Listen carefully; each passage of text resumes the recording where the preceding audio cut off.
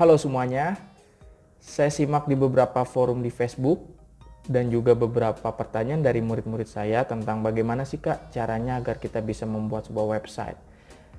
Poin-poin yang harus teman-teman perhatikan adalah yang pertama, teman-teman harus fokus terhadap materi yang dipelajari.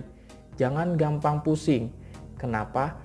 Yang namanya kita baru belajar pasti susah-susah terlebih dahulu. Kenapa kok susah Kak? Karena kita belum biasa. Kita bisa karena kita sudah terbiasa. Oke, semua orang pasti basicnya belum punya. Semua orang berawal dari nol.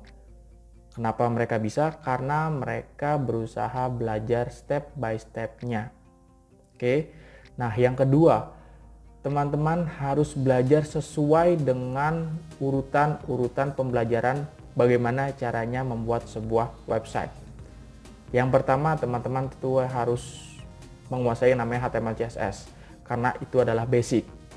Kalau sudah menguasai, teman-teman bisa lari ke Bootstrap, lalu nanti bisa lari ke JavaScript, dan terakhir mungkin ke PHP.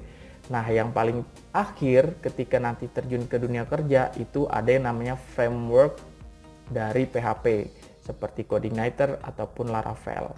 Nah, sebelum masuk ke framework tersebut, di bawah-bawahnya itu teman-teman harus kuasai.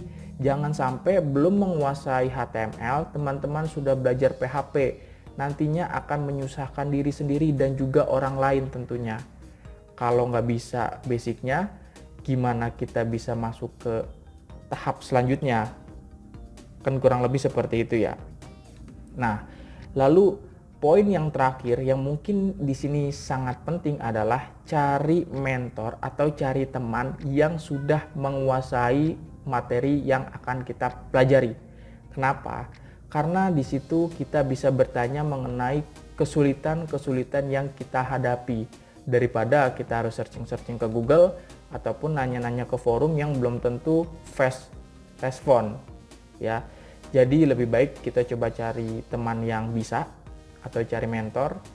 Nah, kita bisa belajar dari dia. Selain itu kita juga bisa diarahkan apa aja nih yang harus kita pelajari step by step-nya. Jadi nggak ngacak. Yang harusnya HTML dulu, tiba-tiba teman-teman semua sudah belajar yang namanya PHP.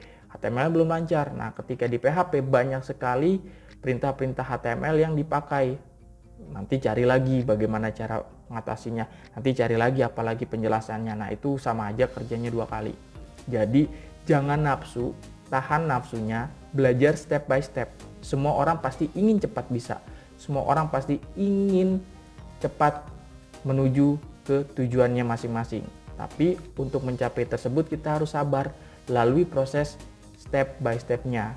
Nggak usah nafsu dan nikmati semua prosesnya. Insya Allah semuanya nggak ada yang sia-sia. Oke?